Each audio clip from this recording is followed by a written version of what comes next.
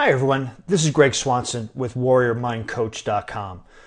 I know I've given some presentations and some talks about the complacent zone, but what I'd like to do is go into a little bit more detail here so that you have a better understanding, especially if you're going to be coaching with me. You're watching this as a preliminary request, if you will, before we start our coaching, so you can understand, in addition to the mental strength principles that I've gone over in a separate video, but why you're getting stuck and how to resolve that.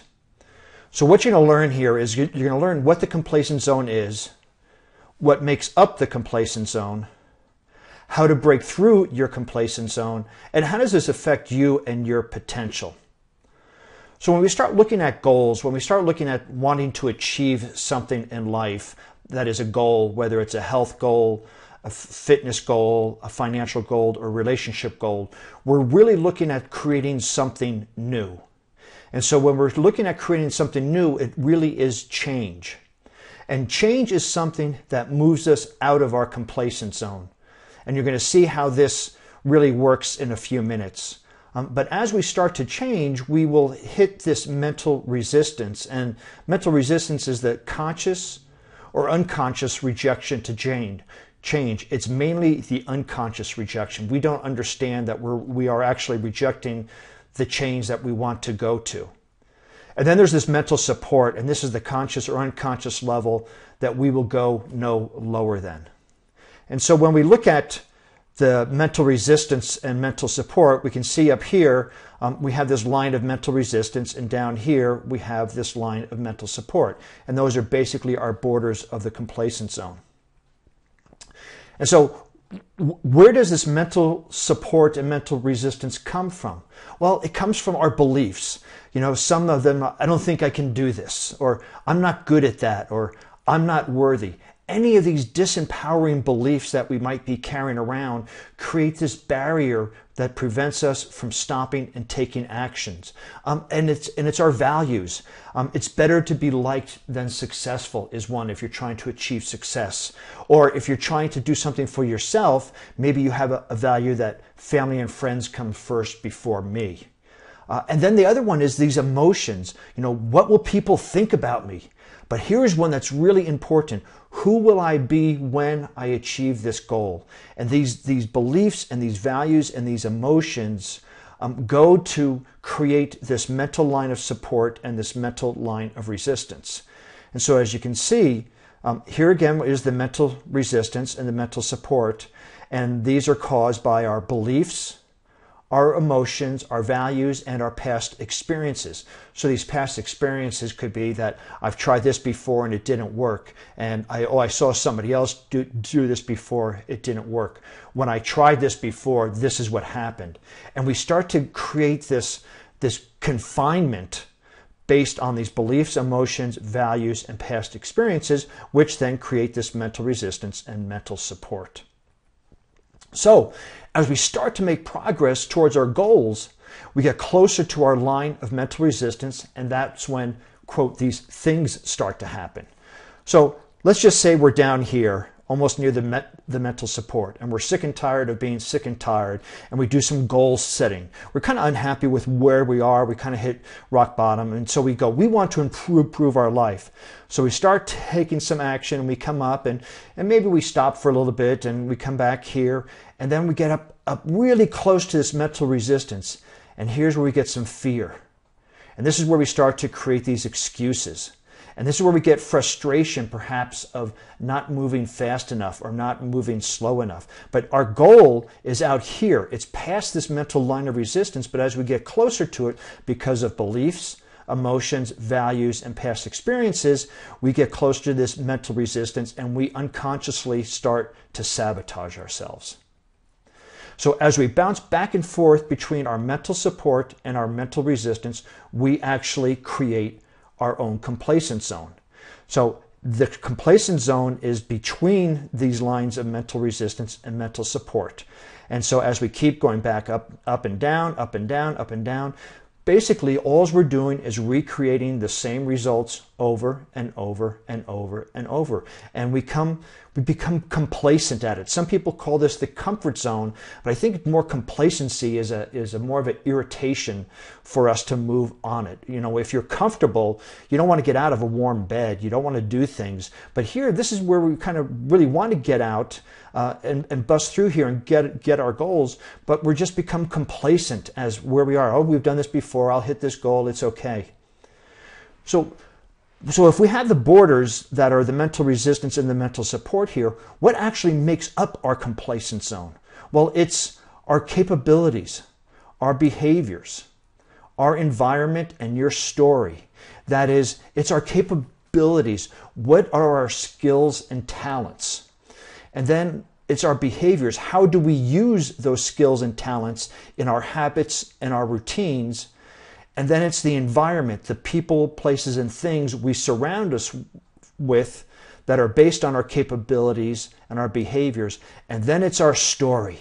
This is the story we tell ourselves, and this is the story we tell other people as to why we haven't busted through our complacent zone, why we don't have that significant person in our life. Well, all the good ones are taken. Or why we haven't lost that weight we want. Well, I'm just a big bone family. Or why we haven't made as much money as we want. Well, there's no good jobs out there. And we keep telling this story over and over and over again, and pretty soon we start to live that story. So as we have these, and you can even look at these capabilities as being beliefs of what we're capable of doing. So we behave according to what we think we can do, and we create an environment of people, places, and things that support our limiting beliefs on what we're capable of doing. See how this becomes a very vicious cycle. And so some of the things on how to break out of the complacent zone is we need to change our limiting beliefs and destructive storytelling. And I would think that one of the best places to go is listen to the story you're telling. And if you were a genie and everything you said came true, would you be telling this story? Most of the time we keep telling the story of the past, we bring it into the future, we bring it into the present and create the future. And these limiting beliefs, we don't know them maybe consciously, but we can look at our environment and get to know what they look like. When we start getting towards this mental resistance, those limiting beliefs become quite obvious. We have to understand that our past experiences and emotions for what they are, they're in the past, and we can go back and start to learn from them and then take the learnings from them. We are able to move forward. We perhaps maybe even need to instill some new capabilities, new ways of doing things, which would then create some new behaviors. And then when we start to create these new behaviors, we're going to change our environment. We're going to change the people, places, and things that we hang around. So as we start to look at our goals, what do I want? I want this goal out here. Well, what belief would I have to have in order to get that? What story would I have to be telling in order to get that? What are my new capabilities that I have to be doing? It may be learning how to cook. It may be learning how to communicate effectively if you want a great relationship. It may be learning how to save and invest if you wanted wealth. So you look at those capabilities, and then you start new behaviors around those capabilities, and then you change the environment. You change the people you hang around with that support the goal that you want. You start to change your places, your work, your car, your office to support that vision that you have. And you start to have other things around you that will support that as well.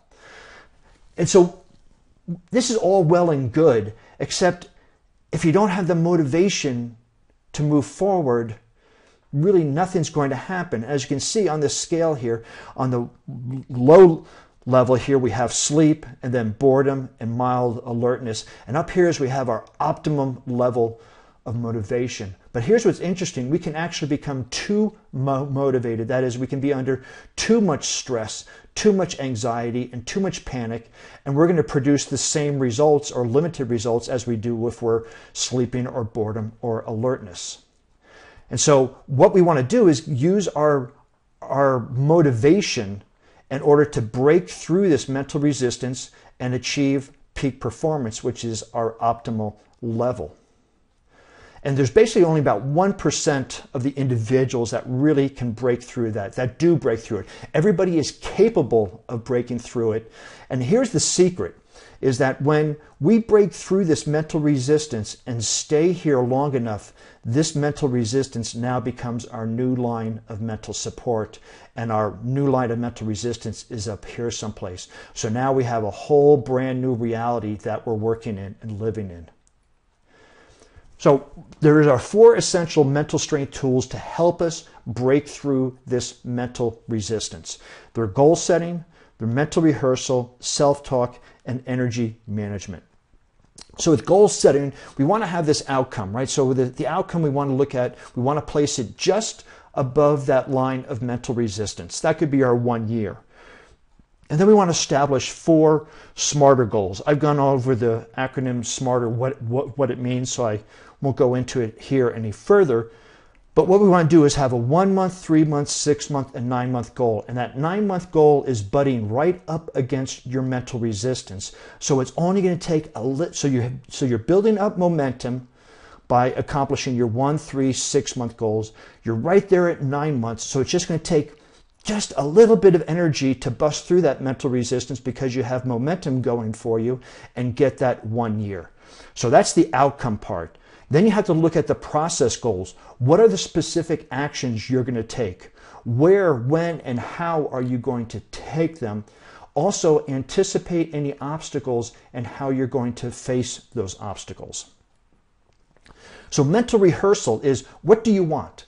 What does the 1 year from now, what do you want your life to look like? And you want to mentally rehearse that in both associated, meaning looking through your own eyes. So it's as if you were driving your car. It was if you are in your office. It was if you're in the gym. What would you see? What would you hear? What would you feel? And also you want to mentally rehearse this in this disassociated state. That is, as if you're looking at a movie. So you want to be crystal clear in the movie you're playing in your mind, and it comes down to, what do you want? Self-talk. We all have at times beat ourselves up for not reaching a goal, for not doing something that we said, for not keeping a promise to ourselves. And the more we beat ourselves up, the more the mind is going to protect you from yourself and create apathy about achieving goals. So if you just don't have any motivation, look back on how many times you set a goal, you didn't achieve it, and how many times you beat yourself up because you didn't achieve that goal. So in our self-talk, we want to be compassionate, we want to be positive, and we want to be supportive. We're all humans, we all falter once in a while, but we don't want to take it as an excuse and stop. We just want to go, okay, how can I correct and continue? Knowing that there is no failure, there's just feedback. So this is going to be a very difficult challenge for many of you, is this compassionate, positive, and supportive self-talk. And then we want to get to this motivation again. So we want to have this intrinsic motivation, that is, we receive joy from doing something specifically, and the extrinsic motivation, that is, the accolades we receive when we have achieve that goal. When we can combine both of those together, it creates a very powerful energy system. We want to use some anchors and triggers. Anchors is, listening to a certain song that gets you motivated before you go to the gym, and then playing that song before you go to the gym. So we want to create these anchors and these triggers, and we want to get some intrinsic motivation going and some extrinsic motivation to get us to that optimal level. So what you've learned is what the complacent zone is. It's this mental resistance, mental support. What makes up the complacent zone, right? It's those capabilities, beliefs, your story, how to break through that through the 4 tools we went through. And then how does this affect, perhaps your fitness results, your life results, any specific results in life. It's if you don't bust through it, all you're going to be doing is producing the same results over and over again. So if you're a prospective client listening to this, we will go over this more in detail during our coaching. But if you're not, or if you are a current client or want to be a client to understand more on how to apply what you've learned, All right, you can just go to my website, warriormindcoach.com. You'll find a link there to the blog. You'll find some links to books, and help yourself. Look around. If you have any questions, please contact me.